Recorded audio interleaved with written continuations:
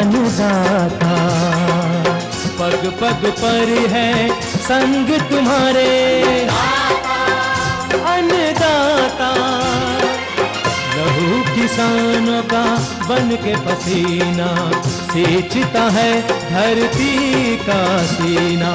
मेहनत का तेरी हक दिलवाने, नई तकनीक नई खोज बताने। पशुधन को गुणवान बनाना, पौध सुरक्षा को सिखलाना, खेती के सब गुर समझाने, भारत का सरताज बनाने। आठों पहर है संग तुम्हारे अन्नदाता अन्नदाता। नमस्कार, मैं हूं आपके साथ मोनिका सिंह। आप सभी दर्शकों का अन्नदाता कार्यक्रम में स्वागत करती हूं। हर रोज की तरह कार्यक्रम में हम लेकर आते हैं खेती बाड़ी से जुड़ी हुई बहुत सी लाभकारी जानकारियां। तो चलिए सबसे पहले देखते हैं क्या है विशेष आपके लिए आज के कार्यक्रम में। वैज्ञानिक विधि से दुधारू पशुओं का पालन भाग 1।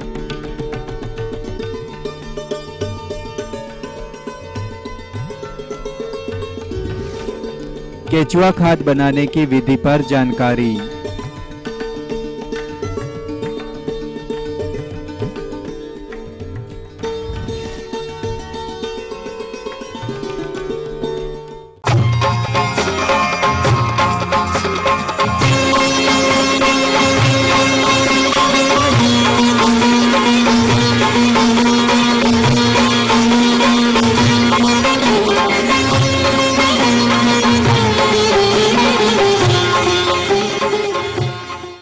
कृषि एवं डेयरी व्यवसाय एक दूसरे से परस्पर जुड़े हैं और जो किसान दुधारू पशुओं का पालन दुग्ध व्यवसाय के लिए करना चाहते हैं या जो किसान इस व्यवसाय को अपनाए हुए हैं, वे दुधारू पशुओं से अच्छे दुग्ध उत्पादन हेतु कौन कौन से बिंदुओं को अमल में लाए, आइए जानते हैं कार्यक्रम की इस प्रस्तुति के माध्यम से।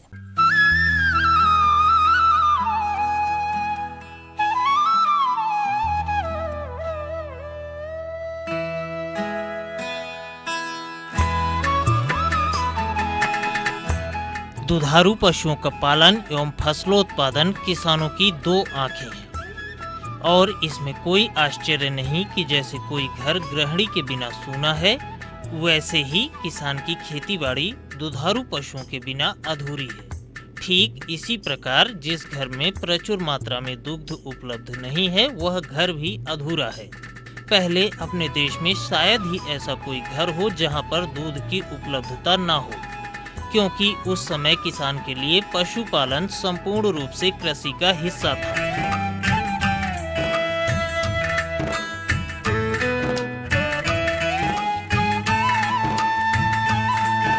यह व्यवसाय न केवल विश्वसनीय आय अर्जित करने का स्रोत था, बल्कि पशुपालन कृषि के बहुत से क्षेत्र में सेवाएं लेने हेतु किया जाता था।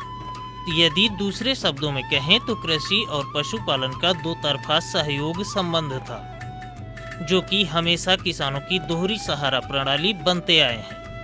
परंतु वर्तमान स्थिति में अचानक ही अधिकतर किसानों का झुकाव केवल फसल की खेती तक ही सीमित रह गया है। यह किसानों के लिए ठीक नहीं है। अभी हाल के ही समय में देखने को मिला कि प्रति व्यक्ति आय बढ़ने के कारण पहले की अपेक्षा लोगों के जीवन स्तर में काफी प्रगति हुई। फलस्वरूप पौष्टिकता हेतु अपने भोजन में वे ज्यादा से ज्यादा दूध सम्मिलित करने लगे हैं, जिससे दूध की मांग काफी बढ़ गई है। इस समय अपने देश में लगभग 121.8 मिलियन टन दूध का उत्पादन हो रहा है।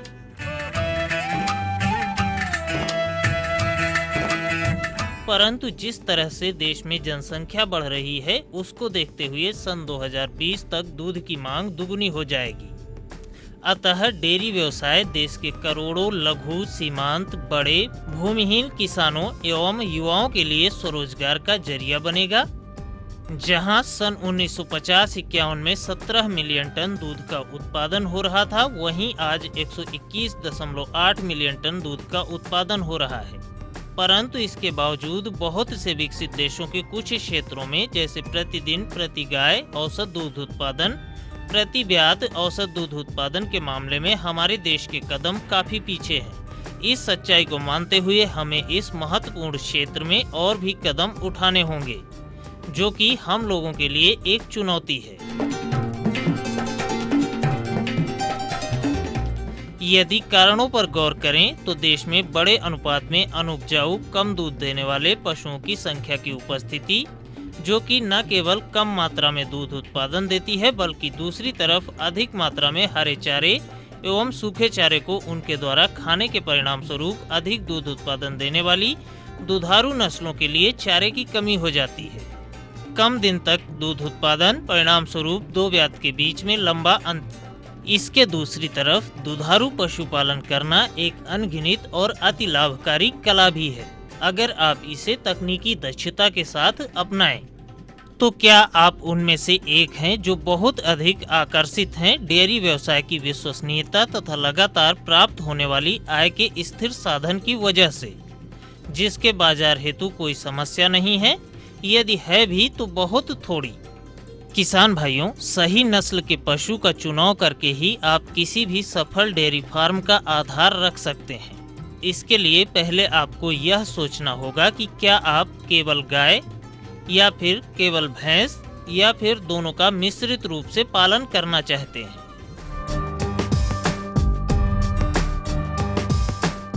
नस्लों का चुनाव, देशी या संकर या मिश्रित रूप से। शुरू से ही अपने देश में बहुतायत संख्या में देशी नस्ल हैं जिनकी बहुत कम दुग्ध उत्पादन क्षमता है, जिसकी आप गणना नहीं कर सकते, और इन पशुओं में बहुत ही कम या नगण्य संभावना है कि उनका विकास कर दुग्ध उत्पादन क्षमता एवं कुल लाभ को बढ़ाया जा सके। जबकि इसके विपरीत अधिक दूध उत्पादन के लिए 100% आनुवंशिक शुद्धता वाली जर्सी, हॉल्स्टीन फ्रीजियन नस्ल के रूप में प्रचलित हैं, परंतु यह उष्ण कटिबंधीय क्षेत्रों के लिए बहुत ज्यादा सही नहीं है। इसलिए केवल एकमात्र रास्ता है कि देशी एवं विदेशी नस्लों के संकरण से जो संकर गाय हैं, उनका पालन कर दोनों लाभ लिए जाएं, जिसमें विदेशी नस्लों का आनुवंशिक गुण 50 से 62.5% होना चाहिए। बहुत सी विदेशी नस्ल होने के बावजूद मात्र 2 नस्लें जर्सी एवं हॉल्स्टीन फ्रीजियन को ही अपने देश में गौ प्रजनन कार्यक्रम में प्राथमिकता दी गई है, क्योंकि दूसरे नस्लों की अपेक्षा यह नस्लें यहाँ की जलवायु एवं परिस्थितिकी में अपना स्थायी विकास ठीक प्रकार से कर लेती हैं। साथ साथ इनका आसानी से पालन एवं प्रबंधन किया जा सकता है। जब आप तुलनात्मक अध्ययन करेंगे तो देखने को मिलेगा कि प्रति ब्यात जर्सी गाय की अपेक्षा एचएफ की दुग्ध उत्पादन क्षमता ज्यादा है, लेकिन दूसरी तरफ देखने को मिलता है कि यहाँ की परिस्थितिकी में एचएफ गाय की अपेक्षा जर्सी गाय आसानी से अपना विकास कर लेती है। जर्सी नस्ल की गाय एक अच्छा विकल्प है। वे सभी किसान जो छोटे, मझोले तथा आर्थिक दृष्टिकोण से मजबूत नहीं हैं, वे जर्सी गाय को कृषि सह व्यवसाय के रूप में डेयरी व्यवसाय में सरलता पूर्वक शामिल कर सकते हैं। दूसरी तरफ जो किसान आर्थिक रूप से मजबूत हैं तथा व्यावसायिक रूप से दुधारू पशुपालन करना चाहते हैं, उनके लिए स्पष्ट रूप में अधिक दूध देने वाली एचएफ गाय सबसे अच्छा विकल्प है। जहां तक भैंस पालन का संबंध है, सबसे महत्वपूर्ण नस्ल उच्च कोटि मुर्रा, उसके बाद भदावरी नस्ल अच्छी दूध देने वाली नस्ल के तौर पर अपने प्रदेश में काफी प्रचलित है। अगर दुधारू पशुओं का पालन आर्थिक रूप से ओजस्वी और लाभकारी बनाए रखना है तो संस्तुत अधिक दुग्ध उत्पादन नस्लों को उनके आनुवंशिक गुणों तथा वंशावली के प्रदर्शन के आधार पर चयन करना चाहिए। सभी वह डेयरी फार्म जहां पर इस समय केवल देशी नस्ल की गाय है, वहां पर उच्च कोटि के दुधारू पशु के सीमेन से कृत्रिम गर्भाधान द्वारा अच्छे नस्ल के दुधारू पशु प्राप्त किए जा सकते हैं, जिससे कि उच्च नस्ल के दुधारू पशु की खरीदारी पर लगने वाले भारी भरकम खर्च की बचत होती है। वास्तव में कृत्रिम गर्भाधान द्वारा नस्ल सुधार सभी लघु एवं सीमांत कृषकों के लिए सबसे सस्ता व सरल उपाय है।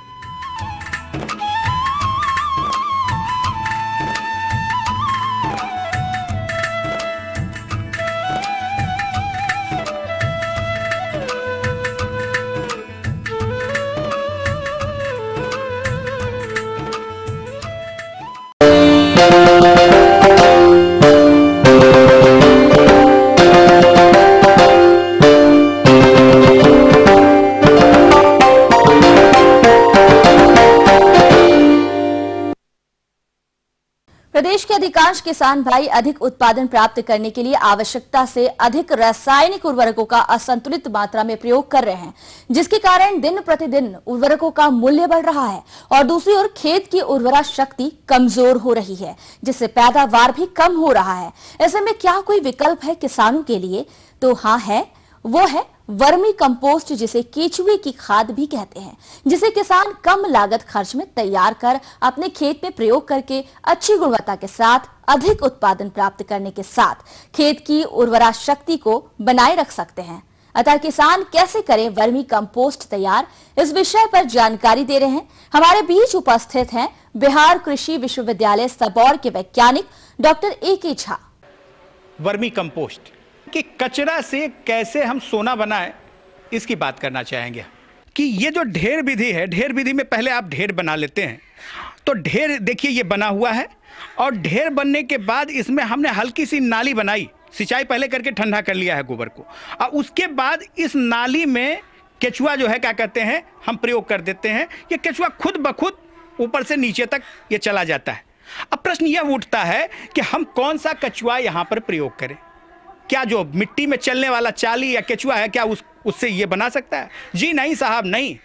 इसको हम लोग कहते हैं कंपोस्ट वर्म। वैसे तो 400 प्रजाति है केचुआ की, लेकिन इस 400 प्रजाति में से सारी प्रजाति गोबर खाने वाली नहीं है। कुछ प्रजातियां ऐसी 6-7 प्रजातियां ऐसी हैं जो कि बढ़िया से गोबर खाती हैं, और बिहार के परिवेश में जो 2-3 प्रजाति है वह ज़्यादा बढ़िया यहाँ पर काम करती है। जैसे एक आपका हो गया आइसिना फेटिडा, जिसको आप लाल कीड़ा भी कहते हैं, वह थोड़ा छोटे आकार का होता है।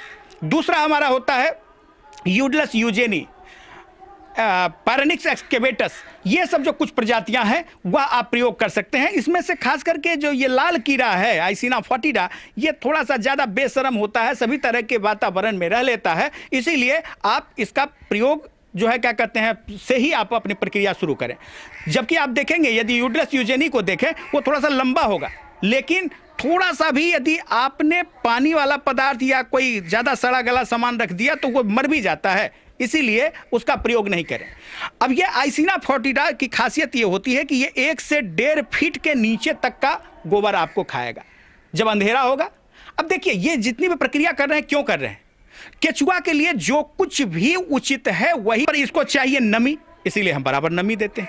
इसको चाहिए 25 से 28 डिग्री तापक्रम, तो इसीलिए हम इसको छप्पर के अंदर रखने की बात करते हैं या पेड़ की छाया में रखने की बात करते हैं, जिससे कम टेम्परेचर रहे और इसकी बढ़वार अच्छे ढंग से हो सके। अब टैंक विधि से बनाते हैं तो उसमें जो आप चौड़ाई रखते हैं टैंक का वह लगभग आप 3 फीट रखिए, और ऊंचाई जो टैंक का है वह 2.5 फीट रखिए, और उसके बाद लंबाई आप अपनी सुविधा अनुसार रख सकते हैं।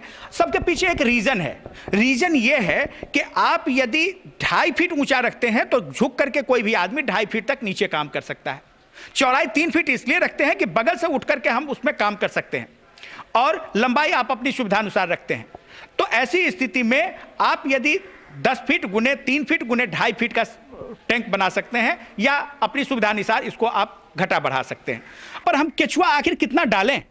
तो वास्तव में यदि आपका 1 टन माल है मिला करके, तो उसमें 1 केजी से लेकर के 2 केजी प्रति टन के हिसाब से आप केचुआ डाल देते हैं तो यह पर्याप्त होता है।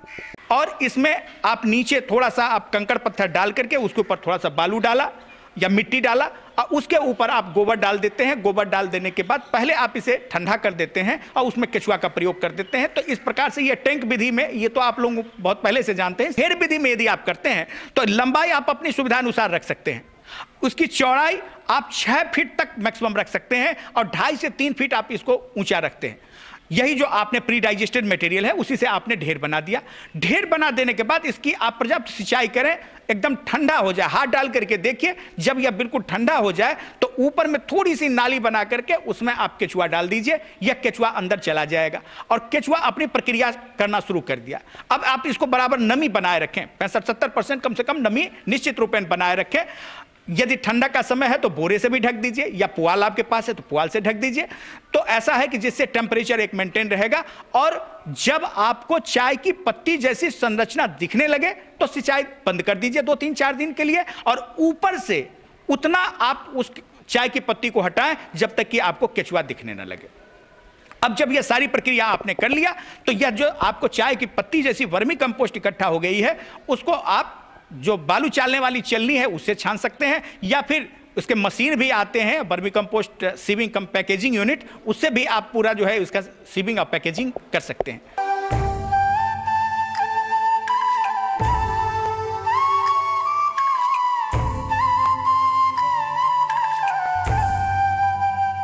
बिहार के परिप्रेक्ष्य में यदि मैं देखता हूं तो टैंक मेथड पर गवर्नमेंट का अनुदान है। तो यह ढेर विधि कहने का मुख्य कारण यही है कि वह किसान जिनको क्या सरकारी अनुदान नहीं मिलता है, क्या वो वर्मी कंपोस्ट नहीं बनाएंगे?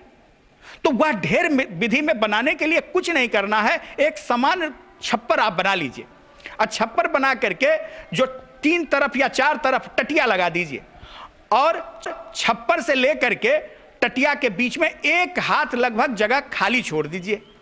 और नीचे यदि आप छप्पर बनाते हैं और नीचे का जो फ्लोर है यदि सीमेंटेड नहीं भी बनाते हैं तो नीचे की फ्लोर को मिट्टी से थोड़ा सा ढालू बनाइए और उसके ऊपर प्लास्टिक बिछा दीजिए, इससे कि ज़्यादा पानी यदि हो तो वह बाहर निकल करके चला आए। उसी के ऊपर ढेर बना दीजिए और ढेर बना करके कर लीजिए। यदि 10 ढेर केवल बनाने का काम करता है तो ऐसी स्थिति में हमने यह आकलन लगाया है कि 2 ढेर लगभग एक ट्रैक्टर गोबर से बनता है। तो 1 ट्रैक्टर गोबर से तो उसमें लगभग 16 क्विंटल आपको जो है गोबर आता है। 16 क्विंटल का आप यदि 40% ही यदि रिकवरी रख लीजिए वर्मी कंपोस्ट तो लगभग 6.5-7 क्विंटल आपको वर्मी कंपोस्ट मिल जाता है। यानी 10 ढेर का यदि आपने बनाया तो 7 पंचे 35 क्विंटल एक बार में आप वर्मी कंपोस्ट उठाते हैं। 3 महीने के अंदर अंदर आप तैयार कर लेते हैं, यानी कि 4 साइकिल साल भर में कर सकते हैं। तो 35 दूनी 70, 70 दूनी 140 क्विंटल वर्मी कंपोस्ट आप साल भर में 10 ढेर से पैदा कर लेते हैं। और इसको यदि आप बेच करके देखें या केचुआ जो बढ़ रहा है केचुआ को बेच करके देखिए तो आराम से 6-7 हज़ार रुपया पर मंथ के हिसाब से एक युवक को मिल जाता है। उसको निर्भर नहीं होना पड़ेगा किसी दूसरे अपने पेरेंट्स के ऊपर कि हमें पैसा दीजिए तब हम पढ़ेंगे। ये थी कुछ उपयोगी जानकारियां। अब लेते हैं एक छोटा सा ब्रेक, जल्द लौटेंगे और कार्यक्रम में आगे हैं महत्वपूर्ण जानकारियां। बने रहिए हमारे साथ। केला उद्यान में समसामयिक कार्य।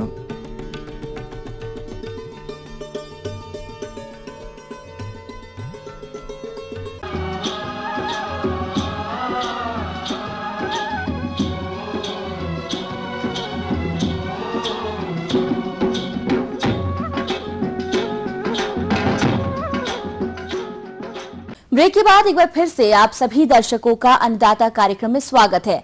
बढ़ते हैं अगली प्रस्तुति की ओर।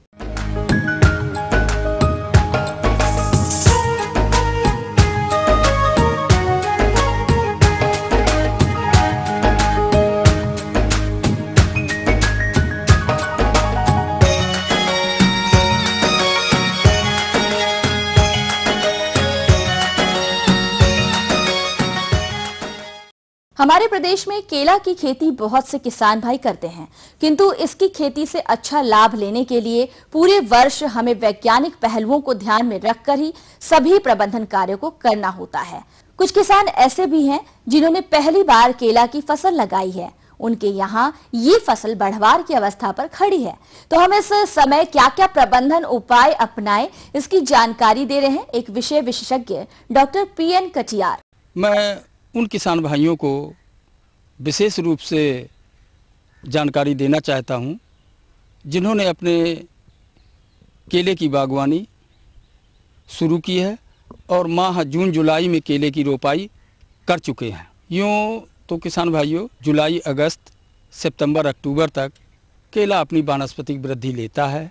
ऐसी स्थिति में जब दिन बड़ा होने लगा, मौसम में परिवर्तन हुआ, ग्रीष्म काल शुरू हुआ तो पौधे अपनी वानस्पतिक वृद्धि शुरू कर देते हैं।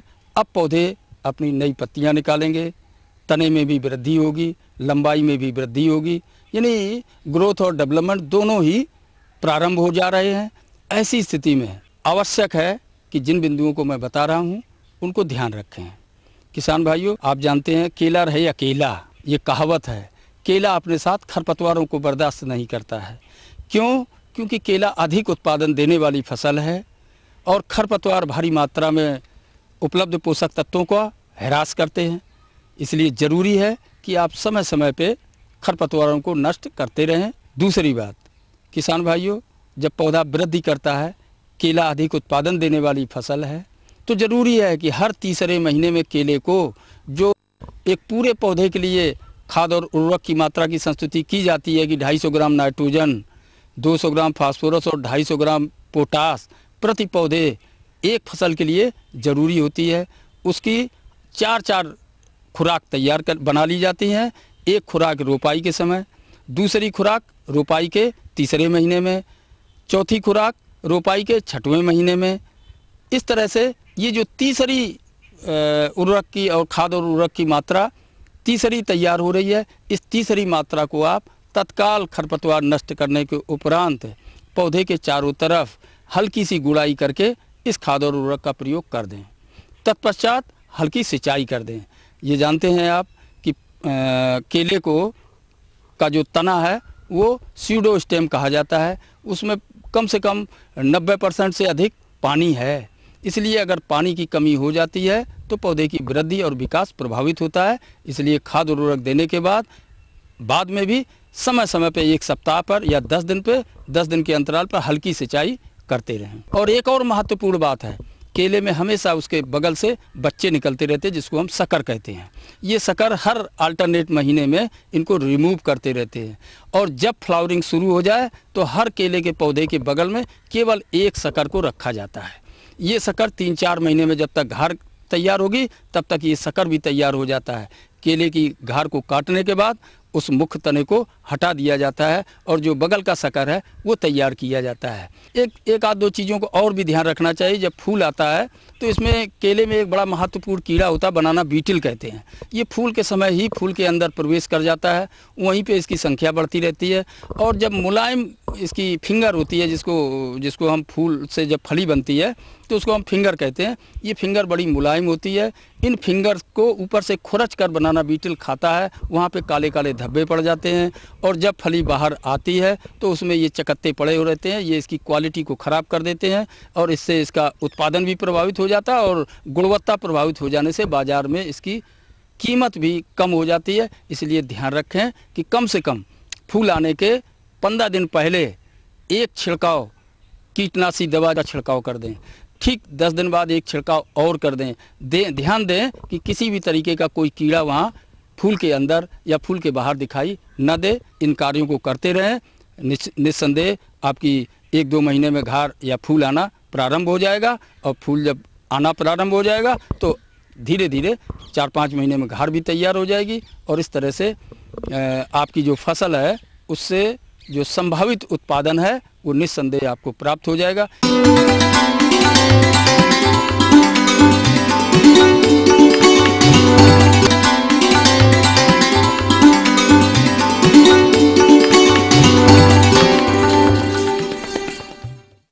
अन्नदाता हेल्पलाइन निशुल्क फोन संपर्क सेवा के माध्यम से आपके द्वारा पूछे गए प्रश्नों में से 1 या 2 महत्वपूर्ण प्रश्नों को हम अपने कार्यक्रम में शामिल करते हैं। इसी के तहत आज का चयनित प्रश्न और उसका जवाब इस प्रकार है। ग्राम शंभुआ, जिला समस्तीपुर के कृषक अरुण कुमार, आप सरसों की कटाई, मड़ाई एवं भंडारण के बारे में जानकारी चाहते हैं, तो इसे तो देखिए कार्यक्रम का यह अंश।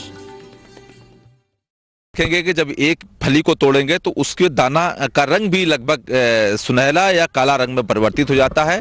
तो ये जान लेना चाहिए कि अब हमारी फसल पूर्ण रूप से पक गई है। कटाई के लिए किसान भाइयों, जैसा कि आप देखते हैं, हम लोग प्रक्षेत्र पर देखते हैं कि हमारे किसान भाइयों के द्वारा जो एक आरी नुमा दराती आती है उसकी सहायता से हम लगभग जमीन की सतह से मिले हुई जितनी भी हमें सुविधाजनक कटाई हो सके उतना हम काट करके और खेत में इसको हम 2-3 दिन के लिए ऐसे ही छोड़ देते हैं।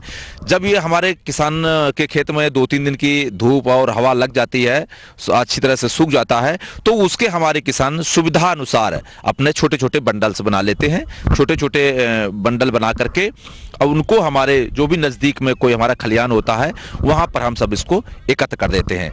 एकत्र करने के बाद आप देखेंगे कि 1 सप्ताह या 10 दिन के बाद जब हमारी फसल लगभग पूर्ण रूप से खरखरी जिसको बोलते हैं कि एकदम खरे रूप में जब सूख जाती है, तो इसके बाद हमारे किसान भाइयों के द्वारा उसकी मड़ाई या थ्रेसिंग की जाती है।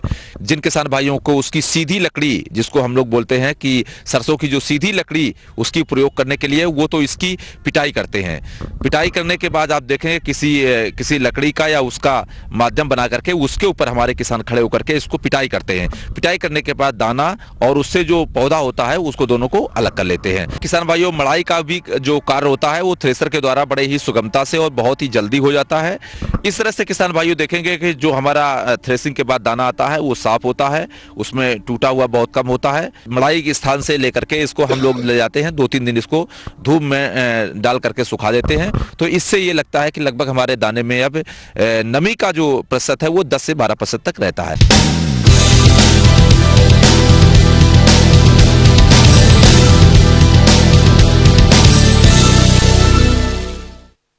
राज्य के विभिन्न मंडियों में कृषि उत्पादों के चढ़ते उतरते बाजार भाव की संक्षिप्त जानकारी इस प्रकार है।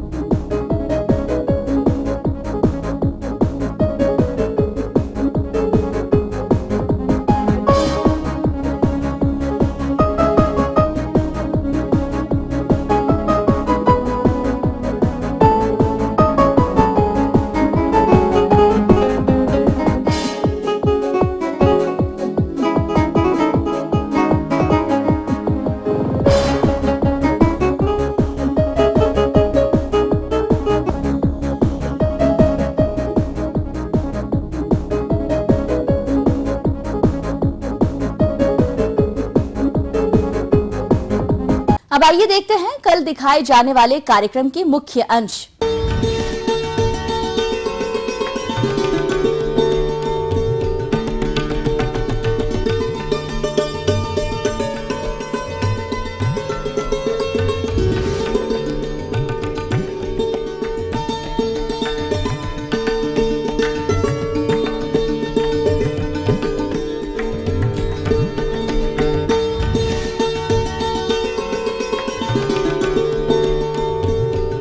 हम ये उम्मीद करते हैं कि आज का कार्यक्रम आप सभी दर्शकों के लिए उपयोगी रहा होगा।